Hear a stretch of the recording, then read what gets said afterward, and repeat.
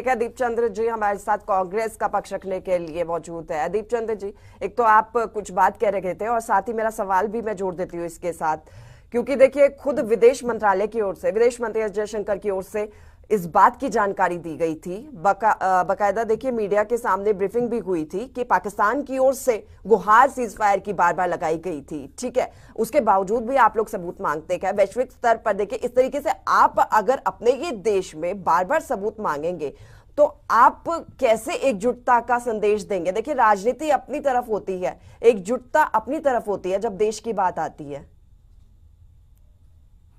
सुनीता जी, हम तो पहले ही कह रहे थे कि देश की एकता और अखंडता के साथ हम खड़े हैं। कौन आतंकवाद के खिलाफ लड़ाई लड़ रहा है? हमने तो मोदी जो खुले मन से उनको कहा था कि आप जाइए और पाकिस्तान को खत्म कर दीजिए।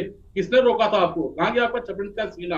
और रहिए, मैं आपको बताना चाहूंगा, ऑपरेशन सिंदूर का हम सम्मान करते हैं और हम सरकार से सवाल पूछ रहे हैं। इधर यूक्रेन और रूस की लड़ाई हुई थी तो यूक्रेन के नेटो के साथ यूक्रेन खड़ा हुआ था और अमेरिका के साथ इजराइल खड़ा हुआ था। और इसी तरह भारत और पाकिस्तान की अगर लड़ाई हुई है तो पाकिस्तान के साथ तुर्की खड़ा होता है, अजरबैजान खड़ा होता है, यहाँ तक कि चाइना खड़ा होता है। और हमारे साथ तो नेपाल भी नहीं खड़ा होता। तो ये बताइए, अंतर्राष्ट्रीय जो कूटनीति थी जिसपे दम भर रहे थे मोदी जी, तो उस पर सवाल खड़ा होता है कि नहीं खड़ा होता है? ठीक है। तो हमने क्या गलत पूछा? और दूसरी बात, आज राजनीति कौन कर रहा है? देश के माननीय प्रधानमंत्री कर रहे हैं।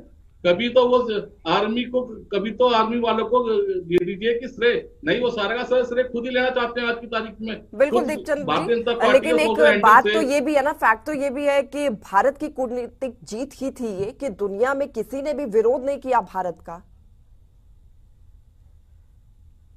आप मानते क्यों हैं नहीं इस खड़ा हुआ बात कोई को? देश? बताइए आप। भारतीय